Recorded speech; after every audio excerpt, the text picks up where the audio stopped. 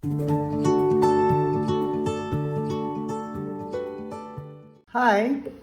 today I want to talk to you a little bit about the QuickShape program. So the QuickShape program, or the QuickShape in Procreate, basically snaps hand-drawn lines into shape into a perfect form. And this really is a great way and a great thing to be able to know. So you can draw a line or a shape or anything, and it will quickly make it straight.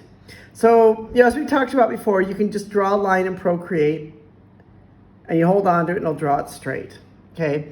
You can do the same thing with a circle. Do a circle, make sure it's connected, and then just touch the canvas, and there, the circle will become completely round.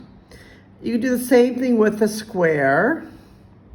Make sure the two are connected, tap the canvas, and you can see here now how I can move it, I can twist it, I can turn it, as long as I keep it, keep my pen on the canvas.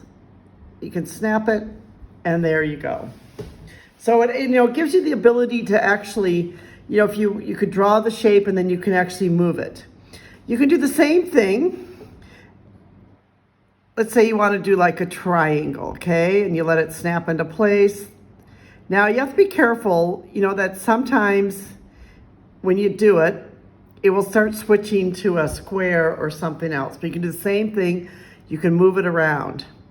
So, I find that the triangle shape and some of those shapes are a little bit harder for the QuickShape, because sometimes the QuickShape doesn't quite read it as a triangle.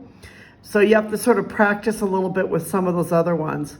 Also, too, the other one I found there was some problem with the rectangles sometimes.